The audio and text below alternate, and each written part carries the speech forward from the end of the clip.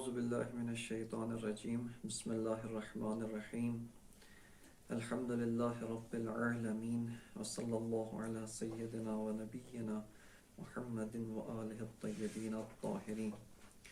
مرحلہ اولیٰ کے اندر ہماری بحث 11ویں فصل میں تھی، جس میں علامہ طباطبائی رحمۃ اللہ علیہ وہ معدوم مطلق کے بارے میں حکم کو بیان فرماتے ہیں۔ اس میں علامہ نے اپنا مدعا اس طریقے سے پیش کیا تھا کہ معدوم مطلق کے بارے میں خبر دینا ممکن نہیں ہے، یعنی از لحاظ واقعیت شناسی و ہستی شناسی، چونکہ معدوم مطلق لا شیء محض ہے، اصلاً کوئی شیئیت نہیں رکھتا ہے، لہٰذا اس کے بارے میں خبر نہیں دی جا سکتی ہے۔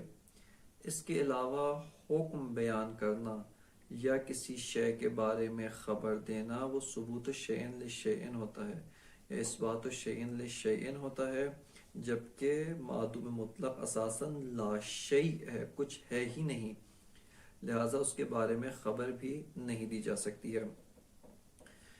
اسی قول کے اوپر جو اشکال پیش کیا گیا ہے وہ یہ ہے کہ یہی جو آپ نے بات کی ہے کہ المعدوم المطلق لا یخبر عنہ، یہ بعینہ معدوم مطلق کے بارے میں خبر دینا ہے، یعنی یہی آپ کا کہنا کہ المعدوم المطلق جس کو آپ موضوع قرار دے رہے ہیں، اس کے اوپر ایک محمول کو حمل کر رہے ہیں لا یخبر عنہ، بس یہ خود آپ نے معدوم مطلق کو موضوع قرار دے کر محمول بطور لا یخبر عنہ کو آپ ذکر کر رہے ہیں، لہٰذا یہ خود معدوم مطلق کے بارے میں ہی خبر دینا ہے، اور یہ اشکال یہاں پر لازم آتا ہے، اور یہ کہ یہ قضیہ خود متناقض ہے، یعنی اس قضیے کی ذات میں ہی نقیض موجود ہے، اس قضیے کی اپنی ذات اور اپنی جنس میں ہی نقیض موجود ہے۔ علامہ طباطبائی رحمۃ اللہ علیہ اس قضیے اس شبہے کے جواب میں فرماتے ہیں کہ یہ شبہہ ایک بحث کے اوپر متوقف ہے، جس بحث کو ہم نے مرحلہ وحدت و کثرت کے اندر ذکر کیا ہے، اور وہ یہ ہے کہ حمل کی دو اقسام ہیں۔ ایک حمل ہے حمل ذاتی اولی، جس کے اندر موضوع اور محمول از لحاظ مفہوم و ذات اتحاد رکھتے ہیں، وحدت رکھتے ہیں، لیکن از لحاظ اعتبار ایک اور جہت سے، ایک جہت دیگر کے ساتھ، جیسے اجمال و تفصیل یا کسی متوہم کے توہم کی وجہ سے ان میں مغایرت پیدا ہوتی ہے، لہٰذا آپ یہاں پر قضیہ تشکیل دیتے ہیں الانسان و انسان، یا الانسان و حیوان ناطق کے حیوان ناطق مفہوماً و ذاتاً بعینہ وہی انسان ہے، لیکن اس میں اجمال اور تفصیل کا فرق ہے۔ اس کے علاوہ قضیہ یا حمل کی ایک اور قسم حمل شائع صناعی ہے، کہ حمل شائع صناعی کے اندر موضوع اور محمول از لحاظ مفہوم و ذات مغایرت رکھتے ہیں، لیکن از لحاظ مصداق، از لحاظ وجود یہ ان میں اتحاد پایا جاتا ہے۔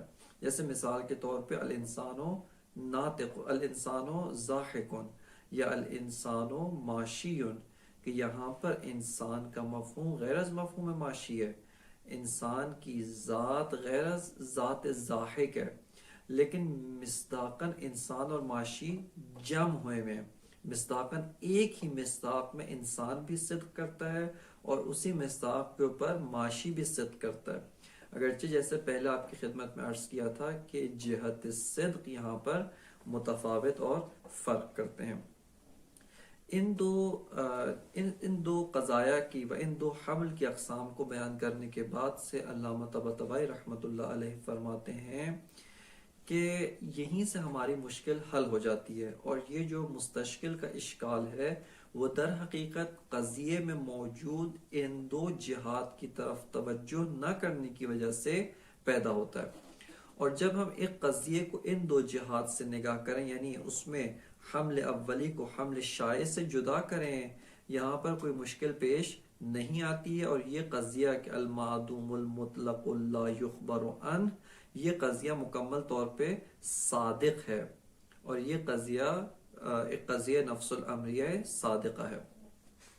یہاں پہ اگر ہم دقت کریں کہ علامہ اب اس مقدمے کو بیان کرنے کے بعد سے اس شبہے کو حل کرنے کے لیے آتے ہیں۔ یہاں پہ اگر ہم تھوڑی سی دقت کریں اور جس طرح سے کہ جناب صدر المطالعین رحمت اللہ علیہ نے ان دو چیزوں میں تفکیک کر کے اور جدا کر کے ان کو الگ الگ بیان کیا، لیکن علامہ نے اسی دونوں مطالب کو ایک دوسرے کے ساتھ مندمج کر کے کمتر عبارت کے اندر ذکر فرمایا ہے۔ یہاں پر ایک جو شبہ یا اشکال ہے وہ یہ ہے کہ آیا معدوم مطلق ہے یا معدوم مطلق نہیں ہے؟ بس المعدوم المطلق معدوم مطلق، یعنی آیا معدوم مطلق ہے یا معدوم مطلق نہیں ہے؟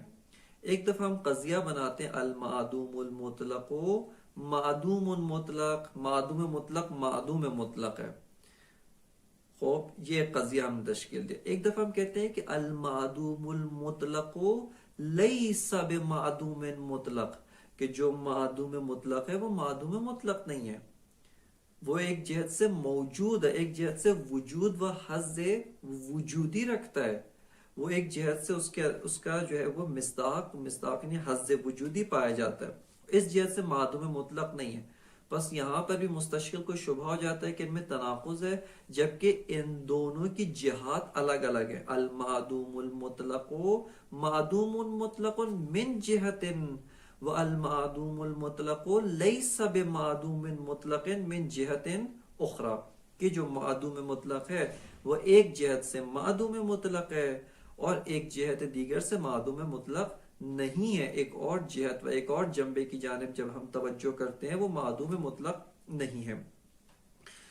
ایک دوسرا جو قضیہ ہے، دوسرا جو شبہ و اشکال کیا گیا ہے وہ یہ کہ المعدوم المطلق لا یخبر عنہ، جس کو علامہ نے شروع میں تقریر کیا کہ وہ المعدوم المطلق لا یخبر عنہ ھذا بعینہ اخبار بعدم الاخبار، یہ خود معدوم مطلق کے بارے میں خبر دینا ہے کہ اس سے خبر نہیں دی جا سکتی۔ پس یہاں پر بھی توہم تناقض ہوتا ہے، یہاں پر بھی ہمیں یہ توہم ہوتا ہے کہ یہ جو قضیہ ہے یہ قضیہ خود متناقض ہے، یہ قضیہ اس میں آپس میں تناقض پایا جاتا ہے۔ بس یہاں پر بھی ایک جو شبہ ہوتا ہے وہ شبہ تناقض ہوتا ہے کہ یہ دونوں جہات، یہ دونوں جو شبہات ہیں، یہ جو دو شبہات ایک آپ کی خدمت میں ذکر کی، ایک کیا المعدوم المطلق معدوم المطلق یا المعدوم المطلق لیس بمعدوم المطلق، یہ ایک طرف۔ شبہ دوم المعدوم المطلق لا یخبر عنہ وھذا بعینہ اخبار عن المعدوم المطلق، یہ دوسرا شبہ۔ ان دونوں شبہات کو علامہ نے جمع کر کے جواب دینے کی کوشش کی، ان دونوں کو علامہ نے جمع کرنے کی کوشش کی۔ اب آ کر ہم پہلے الگ الگ ان دونوں شبہات کو حل کرتے ہیں اور پھر دیکھتے ہیں کہ علامہ طباطبائی رحمت اللہ علیہ نے کس طریقے سے ان کا جواب دیا۔ خب شبہ اول جو ہے المعدوم المطلق معدوم مطلق و المعدوم المطلق لیس بمعدوم مطلق، یہ پہلا شبہ ہے۔ اس شبہ میں ہم دقت کریں تو یہاں پر فرق پایا جاتا ہے۔ جب آپ ایک قضیہ تشکیل دے رہے ہیں کہ المعدوم المطلق معدوم مطلق بالحمل الاولی، یعنی یہ جو آپ قضیہ تشکیل دیتے ہیں کہ معدوم مطلق ہے، خب یہ بحمل اولی معدوم مطلق ہے، یعنی جو موضوع ہے وہ محمول کے ساتھ ذاتاً و مفہوماً و ماہیتاً عینیت رکھتے ہیں، کہ وہی جو مفہوم موضوع ہے المعدوم المطلق یہ کلہ موضوع ہے، اور محمول کیا ہے معدوم المطلق، موضوع بعینہ ذاتاً و مفہوماً بعینہ وہی محمول ہے، لہٰذا یہ قضیہ از جہت حمل اولی صادق ہے۔ لیکن اگر آپ اسی قضیے کو از جہت حمل شائع کرنا چاہیں جس کا ملاک اختلاف مفہومی و اختلاف ذاتی بین موضوع اور محمول ہے، اس صورت میں قضیہ درست نہیں۔ کیوں؟ اس کا مطلب کہ المعدوم المطلق معدوم مطلق بالحمل الشائع، یعنی محمول اور موضوع میں اختلاف ذاتی و مفہومی پایا جاتا ہے، جبکہ اختلاف ذاتی و مفہومی نہیں پایا جاتا۔ خب بس یہیں سے آپ کو معلوم ہوا کہ یہ قضیہ کس صورت میں درست ہے، المعدوم المطلق معدوم مطلق، یہ اس صورت میں درست ہے کہ جب آپ کہیں کہ یہاں پر حمل سے مراد حمل اولی ہے۔ المعدوم المطلق معدوم مطلق بالحمل الاولی. اس صورت میں قضیہ صادق ہے وگرنہ صادق نہیں ہے. دوسری جہت سے ہم دیکھتے ہیں کہ دوسرا قضیہ کہ المعدوم المطلق لیس بمعدوم مطلق، کہ معدوم مطلق نہیں ہے. یہ قضیہ اس صورت میں صادق ہے اگر حمل اولی ہو تو صادق نہیں ہے. کیوں؟ ہر شے خودش ہے، ہوویت ہے، انسان ہے، زید ہے، بکر ہے، شجر ہے، ہر شے خودش ہے. یعنی ہر شے وہ اپنی ذات کے ساتھ عینیت رکھتی ہے. سلب الشیء نفسہ ہی محال ہے. بس ہر شے ہوویت ہے، لہذا ہر شے وہ اپنی شے ہے، وہ خود ہے، اس کے علاوہ نہیں ہو سکتا. لہٰذا اگر آپ کہیں المعدوم المطلق لیس بمعدوم مطلق بالحمل الاولی، یہاں پر درست نہیں، یہ قضیہ درست نہیں، یہاں پر تناقض لازم آتا ہے. پس المعدوم المطلق معدوم مطلق بالحمل الاولی قضیہ صادقہ ہے. کیوں؟ موضوع محمول عینیت مفہومی، عینیت ذاتی، اور اس کے بعد مرحلہ دوم میں عینیت مصداقی بھی رکھتے ہیں، حتماً عینیت مصداقی رکھتے ہیں. خب یہ قضیہ یہاں پر. اب آئیں حمل شائع کے لحاظ سے دیکھتے ہیں. حمل شائع کے لحاظ سے آپ کی خدمت میں بیان کیا کہ حمل شائع کا ملاک کیا ہے کہ از لحاظ ذات و از لحاظ مفہوم ان میں اختلاف پایا جانا چاہیے، مصداق میں ایک ہو. بس یہ جو ہم کہہ رہے ہیں کہ المعدوم المطلق لیس بمعدوم مطلق بالحمل الشائع، کہ معدوم مطلق نہیں ہے بالحمل الشائع. اس سے کیا مراد ہے بالحمل الشائع؟ یعنی مفہوم معدوم مطلق جو موضوع ہے اور مفہوم معدوم مطلق کے جو محمول ہے، ان میں آپس میں مغایرت نہیں ہے. چونکہ شرط حمل شائع ثنائی مغایرت مفہومی و مغایرت ذاتی ہے، جبکہ یہاں پہ مغایرت مفہومی و ذاتی نہیں ہے. یہ ایک مطلب. دوسرا تھا کہ اتحاد وجودی، خود مفہوم معدوم مطلق تو معدوم مطلق نہیں ہے بلکہ موجود ذہنی فی الذہن. مفہوم معدوم مطلق ایک امر موجود ہے، ایک امر ذہنی ہے، ایک امر ممکن الوجود ہے، ممتنع نہیں ہے، معدوم نہیں ہے، آپ کے ذہن میں موجود ہے. حکایت از اپنے مصادیق حکایت کرتا ہے. پس خود جو المعدوم المطلق لیس بمعدوم مطلق بالحمل الشائع، یعنی جو مفہوم معدوم مطلق ہے، جو معدوم مطلق کا مفہوم ہے، وہ واقعاً بالحمل الشائع معدوم مطلق نہیں ہے بلکہ ایک شیء موجود ہے، ایک شیء ذہنی ہے، ایک شیء امر واقعی ہے.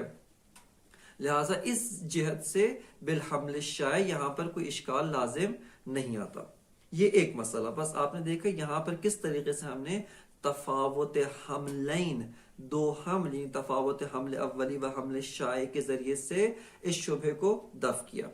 بعینہ اسی طریقے سے ہم اس شبہ دوم یعنی المعدوم المطلق لا یخبر عن، اس کو بھی جو ہے وہ دفع کر سکتے ہیں. اور وہ یہ ہے کہ المعدوم المطلق معدوم مطلق، یعنی معدوم مطلق جس جہت سے معدوم مطلق ہے اس جہت سے لا یخبر عنہ، یعنی جس جہت سے معدوم مطلق دو جہات رکھتا ہے. ایک جہت چونکہ مفہوم ہے، یہ انشاءاللہ آئندہ بحث وجود ذہنی کے اندر مکمل تفصیل کے ساتھ اس مطلب کو کھول کر بیان کریں گے. اور وہ یہ ہے کہ ایک مفہوم یعنی کوئی بھی مفہوم ہے وہ دو جہات رکھتا ہے. ایک اس کی جہت حاکی ہے جس سے وہ حکایت از خارج و حکایت از مصادیق خودش کرتا ہے، یعنی اپنے مصادیق سے حکایت کرتا ہے. ایک اس کی جہت فی نفس ہی ہے، وہ ایک شے موجود ہے، ایک شے فی نفس ہی ہے، ایک شے ممکن ہے. اس جہت سے وہ کسی بھی شے سے حکایت نہیں کرتا بلکہ اپنا ایک مصداق ہے، وہ خود اپنی ایک ذات رکھتا ہے. المعدوم المطلق معدوم مطلق بالحمل الاولی، یعنی جس جہت سے معدوم مطلق حکایت از معدوم مطلق کرتا ہے، خود معدوم مطلق ہے. کس جہت سے معدوم مطلق ہے؟ جس جہت سے حکایت از معدوم مطلق کر رہا ہے، جس جہت سے بالحمل الاولی ذاتاً و مفہوماً معدوم مطلق ہے. چونکہ جو ہے جس جہت سے ذاتاً و مفہوماً معدوم مطلق سے حکایت کر رہا ہے، لذا کیا ہے لا یخبر عن، اس کے بارے میں ہم خبر نہیں دے سکتے. کیوں؟ چونکہ اس جہت سے واقعاً حکایت از معدوم مطلق کر رہا ہے. یہ مفہوم ہمیں خود معدوم مطلق تک پہنچا رہا ہے، اور واقعیت معدوم مطلق، نہ مفہوم معدوم مطلق، محکی معدوم مطلق، مصداق معدوم مطلق اس طرح کا ہے کہ اس کے بارے میں خبر نہیں دی جا سکتی. بس آپ نے دقت کی اس نقطے کی طرف کہ جس جہت سے حمل اولی ہے، المعدوم المطلق معدوم مطلق بالحمل الاولی. ہر شخص اپنی ذات خود ہے، سلب الشیء نفس ہی محال ہے، ہوا برقرار ہے، ان میں عینیت برقرار ہے. جس جہت سے معدوم مطلق ہے، وہ جہت کون سی؟ بالحمل الاولی، لذا لا یخبر عن، اس سے خبر نہیں دی جا سکتی، اس کو ہم بیان نہیں کر سکتے، اس کے بارے میں کوئی حکم واقعی نفس الامری بیان نہیں کر سکتے. لیکن یہی معدوم مطلق ایک اور جہت رکھتا ہے، اور وہ جہت کیا ہے کہ المعدوم المطلق لیس بمعدوم مطلق بالحمل الشائع، کہ خود معدوم مطلق بالحمل الشائع معدوم مطلق نہیں ہے. معدوم مطلق جس جہت سے یہ مفہوم خود شے، مفہوم معدوم مطلق اپنی ذات رکھتا ہے، اس جہت سے موجود ذہنی ہے، وجود ذہنی ہے، حکایت از خارج کر رہا ہے، ایک آثار واقعی تکوینی رکھتا ہے. اس جہت سے تو یہ معدوم مطلق نہیں ہے، اس جہت سے ایک امر موجود ہے، کیونکہ کوئی امر معدوم حکایت از خارج نہیں کر سکتا. بس جس جہت سے یہ ایک امر موجود ہے، جس جہت سے یہ ایک معدوم مطلق نہیں ہے، جس جہت سے معدوم مطلق نہیں ہے، لذا کیا ہے؟ یخبر عن، اس سے خبر دے سکتے ہیں. بس توجہ کریں، ہمارا وہ جو قاعدہ تھا، جس قاعدے کے اندر یہ کہا تھا کہ المعدوم المطلق لا یخبر عن، وہ قاعدہ نقض نہیں ہوتا. کیوں؟ چونکہ خود اس کی دو جہات ہیں. ایک جہت ہے جس جہت سے یہ حکایت از معدوم مطلق کرتا ہے، جس جہت سے یہ ہمیں مصادیق معدوم مطلق تک ایصال کرتا ہے، لذا لا یخبر عن، ان کے بارے میں خبر نہیں دی جا سکتی، جو کہ وہ لا شیعیت محض ہے. لیکن جو اس مفہوم معدوم مطلق کی اپنی ذات ہے، اس کی اپنی حیثیت ہے، جس جہت سے وہ خود ہے، ہوویت ہے، یعنی خود مفہوم معدوم مطلق، تو امر موجود ہے، معدوم مطلق نہیں ہے. اس جہت سے اس کے اوپر ہم حکم لا یخبر عن کو جو ہے وہ لگا سکتے ہیں. لہذا فرماتے ہیں کہ علامہ فرماتے ہیں کوئی تناقض لازم نہیں آتا. بس فرماتے ہیں والمعدوم المطلق معدوم مطلق بالحمل الاولی، فرماتے ہیں کہ جو معدوم مطلق ہے وہ وہی معدوم مطلق ہے بالحمل الاولی، از لحاظ حمل اولی معدوم مطلق ہے. ولا یخبر عن، اور اسی جہت حمل اولی سے آپ معدوم مطلق پہ کوئی خبر نہیں دے سکتے. کیوں؟ چونکہ لا شیعیت محض ہے، اصلا موجود نہیں ہے، من جمیع الجہات معدوم ہے، لہٰذا اس کے بارے میں کوئی خبر نہیں دے سکتے. لہٰذا فرماتے ہیں ولا یخبر عن، پس اس کے بارے میں کوئی خبر نہیں دی جا سکتی. یہ ایک جہت دیگر سے کیا؟ وَلَيْسَ بِمَعْدُومٍ مُطْلَقٍ بل موجود من الموجودات الذہنیت بالحمل الشائع. یہ مفہوم معدوم مطلق بالحمل الشائع تو معدوم مطلق نہیں ہے. آپ اس کو غور کریں، امر ذہنی ہے، حکایت از مصادیق کر رہا ہے، اس کے ساتھ آپ یہ کلی ہے، اس کے بہت سارے مصادیق. خوب ایک امر معدوم محض جو کسی بھی جہت سے موجود نہ ہو، یہ سارے کام انجام نہیں دے سکتا. بس المعدوم المطلق اس جہت سے کہ مفہوم معدوم مطلق ہے، لیس بمعدوم مطلق، معدوم مطلق نہیں ہے، بل موجود من الموجودات الذہنیت بالحمل الشائع، بلکہ وہ موجود ذہنی ہے بالحمل الشائع. بالحمل الشائع ایک امر موجود ہے، ایک امر معدوم نہیں ہے بلکہ موجود ہے. وَلِذَا يُخْبَرُ عَنْهُ، پس اسی جہت حمل شائع سے ہی اس معدوم مطلق کے بارے میں خبر دی جا سکتی ہے، بِعَدَمِ الْإِخْبَارِ عَنْ، کہ اس کی جو حمل اولی والی جہت ہے اس کے بارے میں خبر نہیں دے سکتے. فلا تناقض، پس علامہ فرماتے ہیں کوئی تناقض لازم نہیں آتا. خوب علامہ فرماتے ہیں کہ یہیں پر ہم کچھ قضایا اور ذکر کرتے ہیں کہ جنہوں نے تاریخ فلسفہ و تاریخ علم فلسفہ کے اندر جو ہے وہ کافی زیادہ مشکلات و اشکالات کو اٹھایا ہے، جن کو حکماء یہ قبل از جناب صدر المتعلقین حل کرنے سے قاصر تھے۔ لیکن ہمارے پاس چونکہ ایک ملاک آ گیا، وہ حمل اولی و حمل شائع کا ملاک ہے، اس ملاک و اس معیار کے ذریعے سے ہم ان قضایا کو بھی حل کر سکتے ہیں۔ بس اگرچہ آپ دیکھیں جو علامہ کا عنوان ہے فی ان المعدوم المطلق لا خبر ان، اس عنوان کے متعلق مباحث یہیں پر ختم ہے۔ جہاں تک علامہ کا پہلا پیراگراف تمام ہوتا ہے وہیں پر فلا تناقضہ پہ بات ختم ہے۔ لیکن یہاں پہ علامہ مربوط مباحث کو یعنی ذکر کرتے ہیں تاکہ یہیں سے اسی ملاک کے ذریعے سے ہی بعض اور جو قضایا ہے، بعض اور جو تناقضات جن میں توہم تناقض ہوا ہے، ان کو بھی ہم یہیں پر حل کرتے ہیں۔ ان میں سے ایک قضیہ ہے الجزئی جزئی، جیسے آپ علم منطق کے اندر تقسیم کرتے ہیں کہ علم حصولی دو اقسام رکھتا ہے، تصور و تصدیق۔ علم حصولی تصور یا تصور جزئی ہے یا کلی ہوتا ہے، مفہوم یہ مفہوم جزئی ہوتا ہے یا مفہوم کلی ہوتا ہے۔ کلی اور جزئی کا ملاک جو علم منطق کے اندر بیان کیا جاتا ہے وہ یہ ہے کہ الجزئی لا ينطبق علی کثیرین، جو انطباق بر کثیرین نہیں رکھتا بلکہ مفہوم ہے، انطباق رکھتا ہے، ذاتاً منطبق ہوتا ہے، لیکن ایک مصداق کے اوپر منطبق ہوتا ہے، اس کا ایک ہی مصداق ہے۔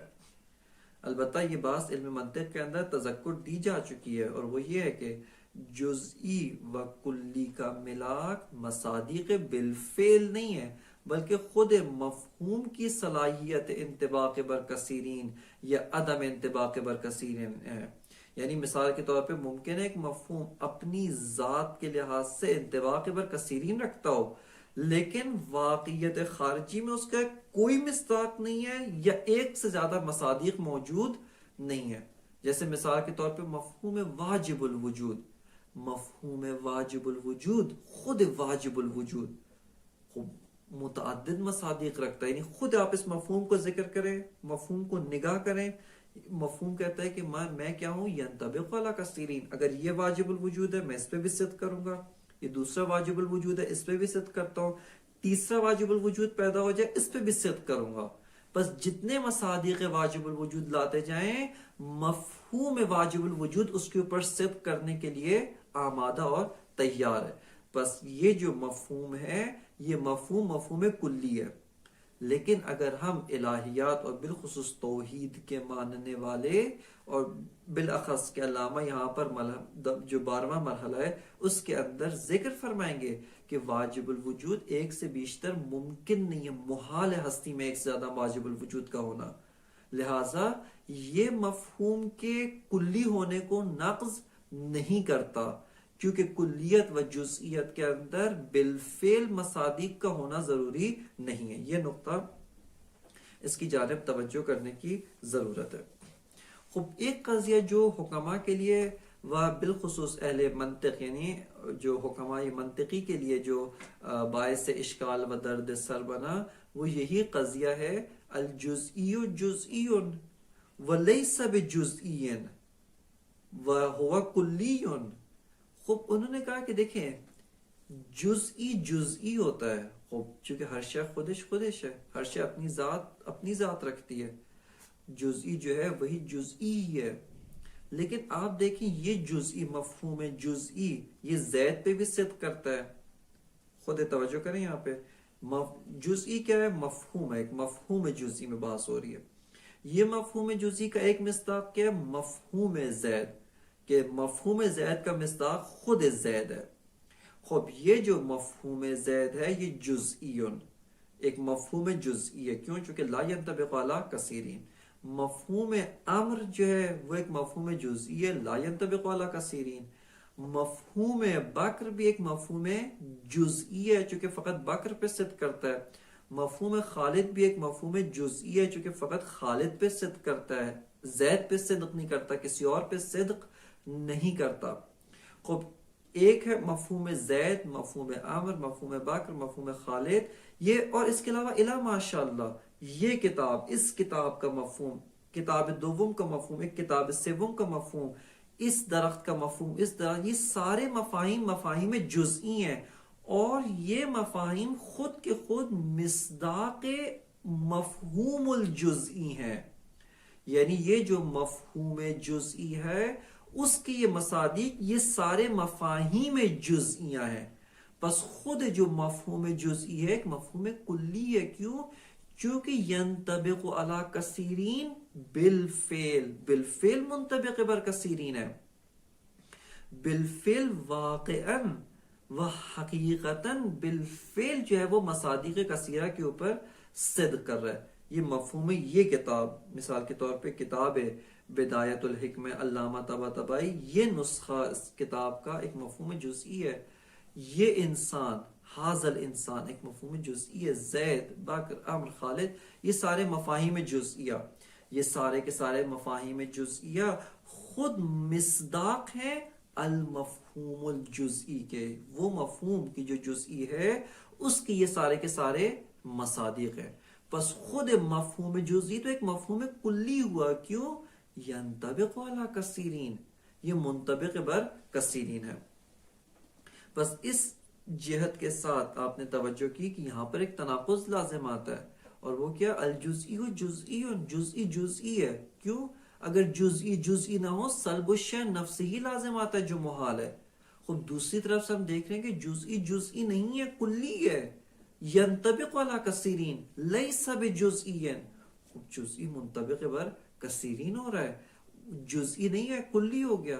علامہ فرماتے ہیں یہ اشکال بھی بہت واضح ہے، اور یہاں پر بھی تفاوت حملین کے ساتھ اس اشکال کو ہم حل کر سکتے ہیں کہ الجزئی جزئی بالحمل الاولی. درست ہے کہ مفہوم جزئی خود جزئی ہے دیگه، خود مفہوم جزئی ہے.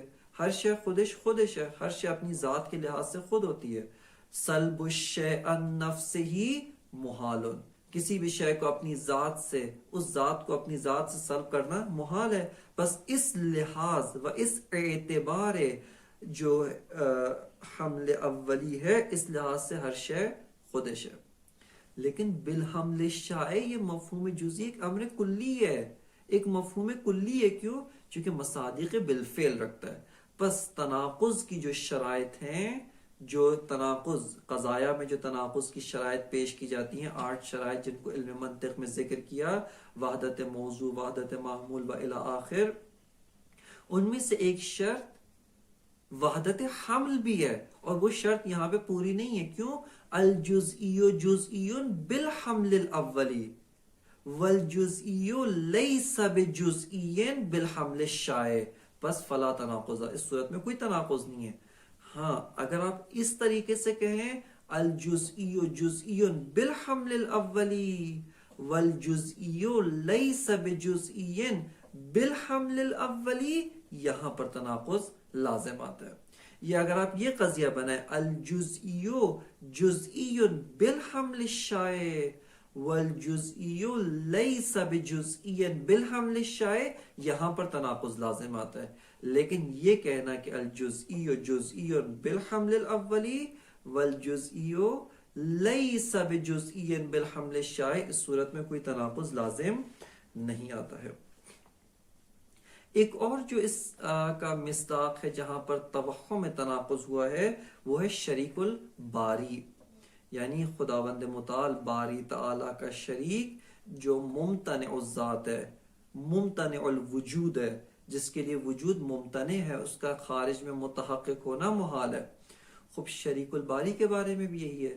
شریک الباری شریک باری، جو شریک باری ہے وہ شریک باری ہے، وہ اپنی ذات خود رکھتا ہے، اس کے علاوہ کوئی شے دیگر نہیں ہے. لیکن ایک اور جہت سے دیکھیں، پس شریک الباری شریک الباری، پس ممتنع ہے. کیوں ممتنع؟ چونکہ شریک الباری ہے، ممتنع الوجود ہے، محال ہے اس کا خارج میں تحقق ہونا. لیکن ہم دیکھتے ہیں کہ خارج میں متحقق ہوا ہے. کس طرح سے؟ خب یہی شریک الباری لیس بشریک باری، کیونکہ معقول فی الذہن، آپ کے ذہن میں مفہوم شریک باری موجود نہیں ہے، مگر وہ مفہوم موجود ہے. ہم کہتے ہیں مفہوم شریک باری کا مفہوم ذہن میں موجود ہے، بس موجود ہو گیا، ممتنع نہیں ہے، ممکن ہے. وہ علامہ فرماتے ہیں یہی فرق ہے، تفاوت حملہ ہے کہ شریک الباری بالحمل الاولی، شریک باری ہے لیکن از جہت حمل اولی شریک باری ہے. اور جس جہت سے شریک الباری ہے یعنی بالحمل الاولی شریک الباری ہے، محال ممتنع الوجود، لا يمکن ان يتحقق، اس کا تحقق ممکن نہیں ہے. لیکن بالحمل الشائع، مفہوم شریک باری تو شریک باری نہیں ہے، وہ مفہوم شریک باری ہے، ایک موجود ذہنی ہے، ایک امر ممکن ہے. اس جہت سے شریک الباری نہیں ہے، اس جہت سے مخلوق باری ہے، اس جہت سے ممکن الوجود ہے، اس جہت سے ایک امر موجود ہے. تیسرا قضیہ جو یہاں پر ذکر کرتے ہیں وہ یہ ہے کہ الشیء اما ثابت فی الذہن او لا ثابت فی الذہن. خوب تقسیم حصری ہے کیا کہ شے یا تو ذہن میں ثبوت رکھتی ہے یا ذہن میں ثابت نہیں ہے. بس دقت کرے، الشیء اما ثابت فی الذہن اما لا ثابت فی الذہن، یا ذہن میں ثبوت رکھتی ہے، ایک امر وجود ذہنی ہے، یا ایک امر وجود ذہنی نہیں ہے.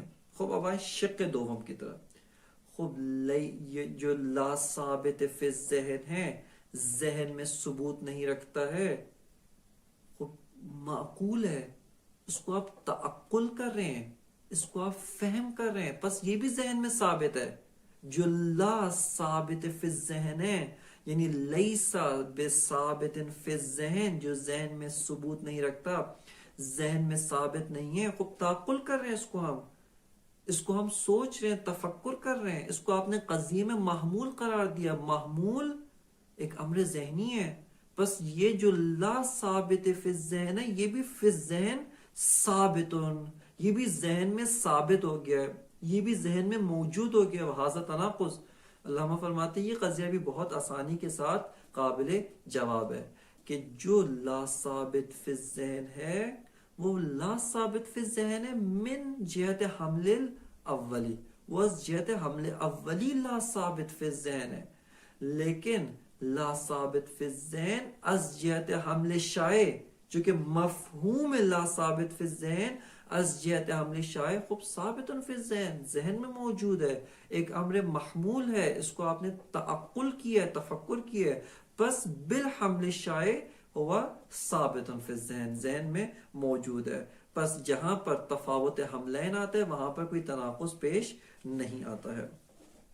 بس علامہ فرماتے ہیں وَبِهَذَا التَّقْرِيبُ تَنْدَفِعُ الشُّبْهَةُ عَنْ عِدَّةِ قَضَايَا تُوهِمُ التَّنَاقُضَ. علامہ فرماتے ہیں کہ یہ جو ہم نے بیان کیا ہے بالحمل الاولی و حمل الشائع، اسی تقریب و اسی بیان و اسی استدلال کے ذریعے سے بعض دیگر قضایا سے بھی شبہ مندفع ہوتا ہے. اور وہ کیا ہے؟ فرماتے ہیں کہ ان عدت قضایا توہم التناقض، بعض قضایا کہ جو قضایا انسان کو وہم تناقض میں ڈالتے ہیں، واقعا تناقض نہیں ہے لیکن توہم تناقض ہونے لگتا ہے. کا قولنا الجزئی جزئی وہو بعینہ کلی یصدق علی کثیرین. فرماتے ہیں قضیہ جزئی جزئی خوب درست ہے، جزئی جزئی ہوتا ہے، انسان ہے، زید ہے، کلی کلی ہے، لیکن کہتے ہیں جزئی کو ایک اور جہت سے دیکھیں، الجزئی جزئی لیکن الجزئی کلی یعنی لیس بجزئی، ایک اور جہت سے دیکھیں تو یہ جزئی نہیں ہے. کیوں؟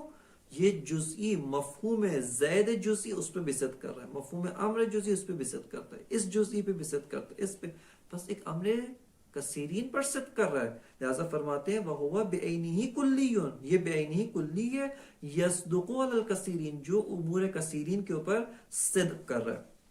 وَقَوْلِنَا، اور جیسا کہ ہمارا یہ قول شریک الباری ممتنع، شریک الباری ممتنع الوجود ہے، ایسا خارج میں ممکن نہیں ہو سکتا، موجود نہیں ہو سکتا. ما انہ معقول فی الذہن فیکون موجودا فیہ ممکنا.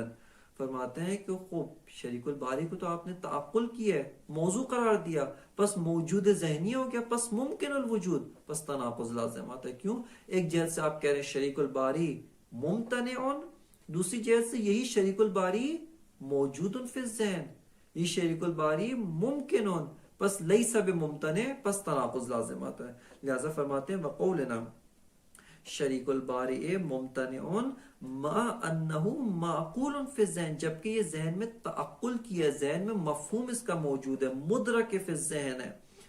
فیکون موجودا فیہ ممکنا، پس یہ شریک باری موجود در ذہن ہے، ممکن الوجود ہے. وقولنا الشیء اما ثابت فی الذہن او لا ثابت فی، شیء یا تو ثابت فی الذہن ہے یا لا ثابت فی الذہن ہے. شیء یا تو ذہن میں ثبوت رکھتا ہے یا ذہن میں ثبوت نہیں رکھتا.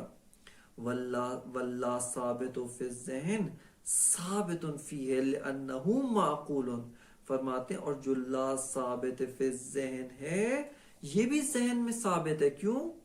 کیونکہ یہ آپ نے تعقل کیا ہے، محمول قرار دے رہے ہیں، محمول ایک امر ذہنی ہے، بس لا ثابت فی الذہن بھی ذہن میں کیا ہو گیا؟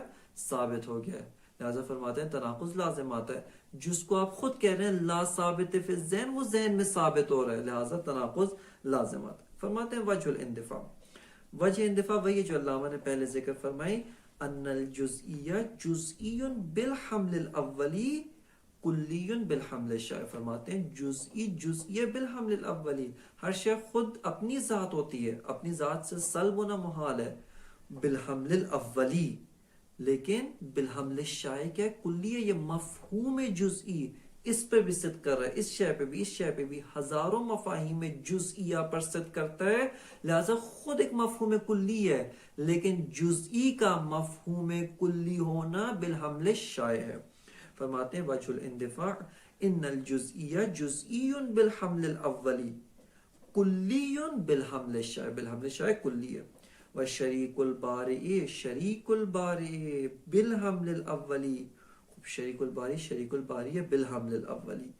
پس جب بالحمل الاولی شریک الباری ہے لہذا ممتنع الوجود، لا يمکن ان یکون موجودا، اصلا ممکن نہیں ہے کہ موجود ہو، محال ہے کہ موجود ہو، کیونکہ شریک الباری ہے، بالحمل الاولی شریک الباری ہے. لیکن جس جہت سے یہ خود ایک شے موجود ذہنی ہے، ذہن میں موجود ہے، تصور کیا آپ نے اس کو، مفہوم اس کا ذہن میں موجود ہے، فرماتے ہیں ممکنون، اس جہت سے ممکن ہے، مخلوق للباری بالشائع، لیکن بالحمل الشائع اس کو آپ نگاہ کریں یہ خدا متعال کی ایک مخلوق ہے، کیونکہ خدا اس کی علت ہے، یعنی مفہوم کی جو آپ کے ذہن میں اس کی علت حق تعالی ہے.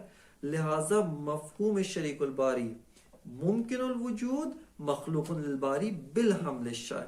لہذا یہاں پر جہاد کو معین کرنا و جہاد کی جانب توجہ رکھنا ضروری ہے.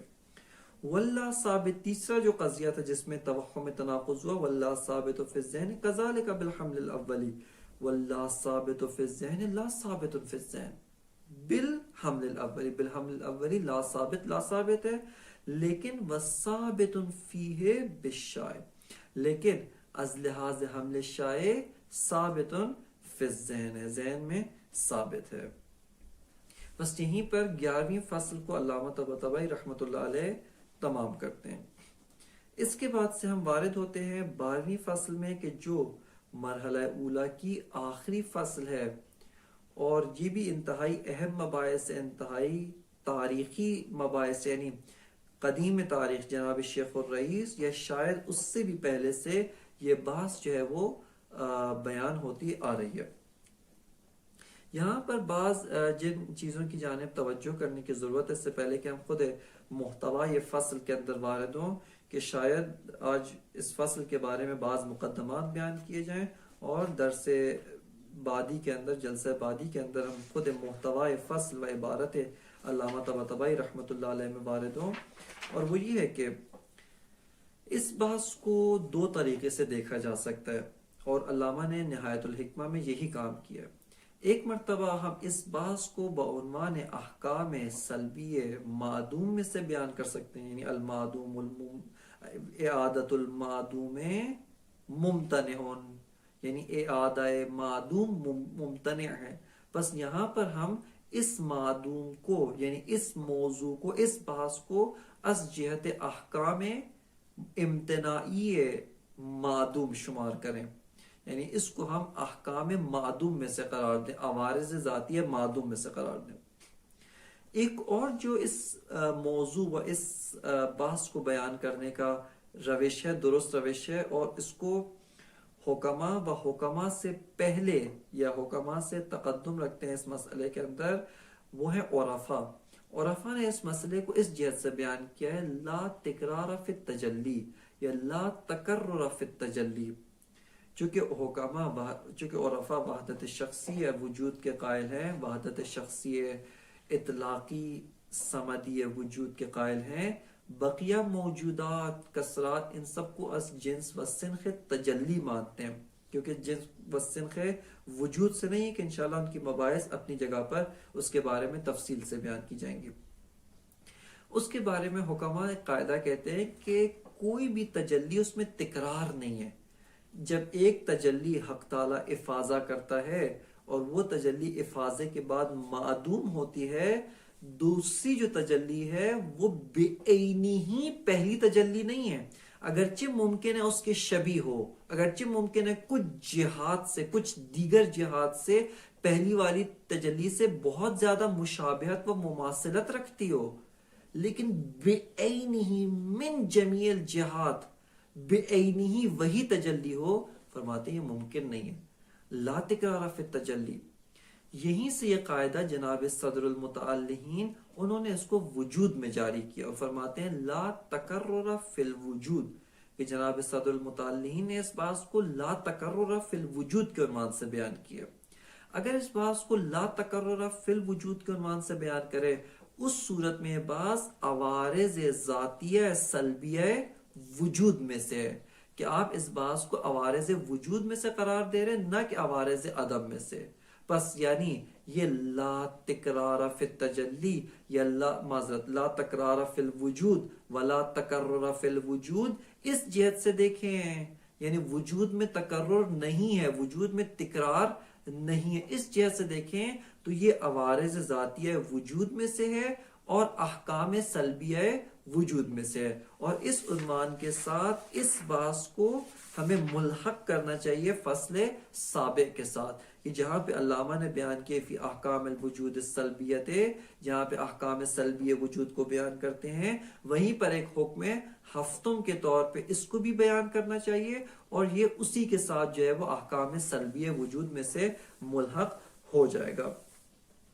بس یہاں پر اس بحث کو دو جہات سے دیکھا جا سکتا ہے.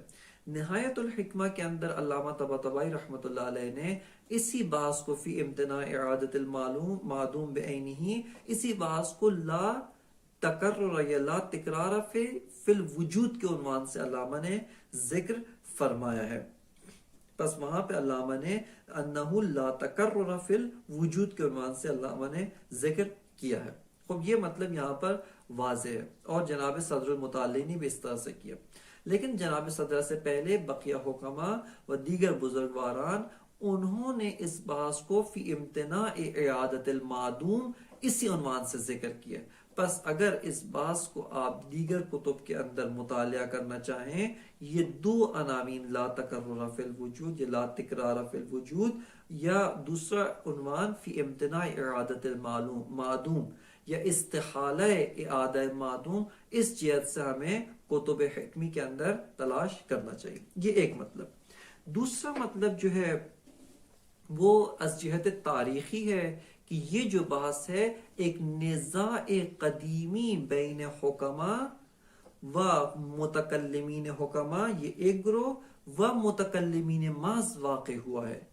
چونکہ متکلمین محض کہ جن کا اصلی فکر و ان کی اصلی ہدف دفاع از قضایہ دینیہ، دفاع از متون دینیہ، دفاع از اعتقادات دینیہ، و ان کی کوشش ہے کہ ہر روش، چاہے روش عقلی ہو، چاہے روش نقلی ہو، چاہے کسی اور روش سے، ان کی کوشش یہ ہے کہ متون دینی کا دفاع کریں.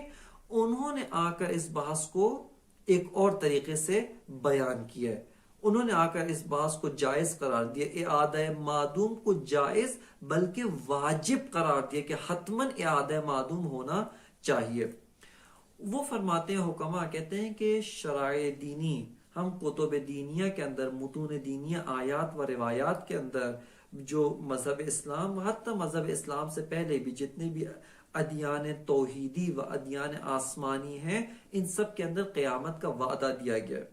خوب قیامت کا وعدہ کس طریقے سے دیا گیا ہے کہ انسان اس دنیا کے اندر مر جاتا ہے، اس کا جسم مٹی میں دفن کر دیا جائے گا، معدوم ہو جائے گا، وہ جسم کے ذرات پراکندہ ہو کے مٹی خاک کا حصہ بن جائیں گے، معدوم ہو جائیں گے.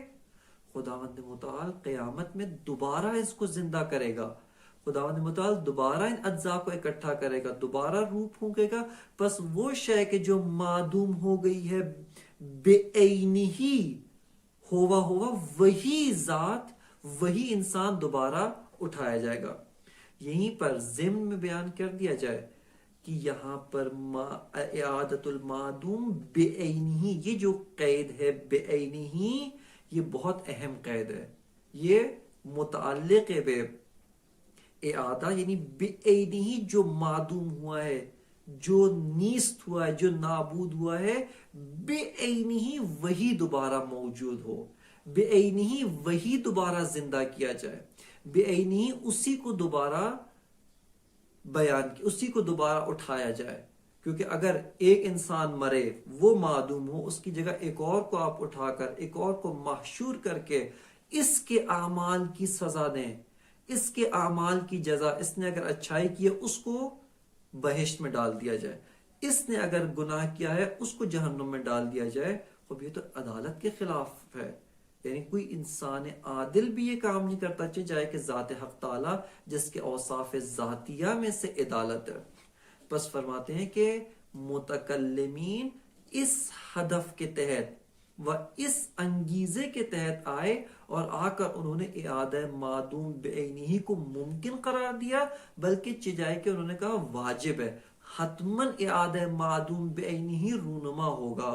چونکہ ادیان توحیدی نے وعدہ دیا ہے، کتاب مقدس قرآن مجید نے وعدہ دیا ہے، قیامت کا ذکر کیا، معاد کا ذکر کیا، کذالک النشور، تمہارا اٹھایا جانا. خوب اس طرح کی بے تحاشا آیات موجود ہیں. حضرت ابراہیم علی نبینا و علیہ وآلہ السلام، ان کا واقعہ ذکر کر کے کہ 4 پرندے لے کے الگ الگ کیا اور ان کو ذبح کیا، اور اس طریقے سے بدن کو دوبارہ اکٹھے کیے جانے کا ذکر کیا گیا، اور اس کے علاوہ دیگر روایات جو اس مطلب کے اوپر فراوان ہے. بس انہوں نے کہا اعادہ معدوم بعینہ واجب ہے. اس کے برعکس حکما و وہ متکلمین کہ جو فلسفی مشرب ہیں، جنہوں نے فلسفہ و علوم عقلیہ سے بھی تک کلام میں جو ہے وہ استفادہ کیا ہے اور اس سے بھی دفاع دین میں آ کر مدد لی ہے، وہ سب کے سب اس امر کے اوپر متفق ہیں، اس امر کے اوپر اتفاق رکھتے ہیں کہ اعادہ معدوم بعینہ محال ہے، اعادہ معدوم بعینہ ممتنع ہے، ایسا رونما ہونا ممتنع ہے. اور وہ کہتے ہیں کہ در حقیقت قیامت جس کا خداوند متعال نے وعدہ دیا ہے، شرائع حقہ نے وعدہ دیا ہے، اعادہ معدوم نہیں ہے، وہ موت انتقال از دار بدار دیگر ہے. خلقتم للبقاء لا للفنا، حدیث ظاہر نبوی ہے جس میں فرمایا گیا کہ خلقتم للبقاء لا للفنا، خب تم بقا کے لیے خلق کیے گئے ہو، تم باقی رہنے کے لیے خلق کیے گئے ہو، نہ اس کے لیے کہ تمہیں معدوم کر دیا جائے، تم نابود ہو جاؤ، نیست ہو جاؤ، اس کے لیے خلق نہیں کیے گئے. انما تنتقل من دار الى دار، خب موت کیا ہے؟ انتقال از ایک دار بدار دیگر، ایک گھر سے دوسرے گھر کی جانب منتقل ہونا، یہ حقیقت موت ہے. بس حکما و متکلمین فلسفی و متکلمین جو فلسفی مشرب ہیں، یہ سب کے سب اس امر کے اوپر متفق ہیں کہ اعادہ معدوم بعینہ وہ محال ہے. خوب اس مطلب کی توضیح کہ اعادہ معدوم بعینہ سے کیا مراد ہے، خود اس کا تصور، خود اس کو درست طور پہ سمجھنا، اس کی فہم، کہ اگر یہی فہم حاصل ہو جائے، جناب شیخ الرئیس شیخ ابو علی سینا کہتے ہیں کہ یہاں پر یہ مسئلہ بدیہی و تصدیق ہے، اس کی تصدیق کے لیے کوئی دلیل کی ضرورت نہیں ہے، اس کی تصدیق کے لیے ہمارے پاس صرف اور صرف تصور طرفین کافی برائے تصدیق ہے. بس اولیات میں سے، بدیہیات میں سے اس کے لیے اوپر کوئی ہمیں دلیل کی ضرورت نہیں ہے. بس اس وجہ سے اس کا درست تصور پیدا کرنا اور درست طور پہ اس مطلب کو سمجھنا، یہ سب سے اولویت پہ قرار پاتا ہے کہ اس کو درست طور پہ تصور کرے، اور اس کے بعد اس کے ادلہ، کہ اگر کوئی اس کو ایک امر بدیہی اولی مانتا ہے، اس صورت میں ادلہ یہ براہین نہیں ہے بلکہ تنبیہات ہیں. لیکن اگر کوئی اس مسئلے کو مسئلہ نظری مانتا ہے، اس صورت میں ساری کی ساری براہین ہیں اور اس مطلب کو اس بات کرتی ہیں.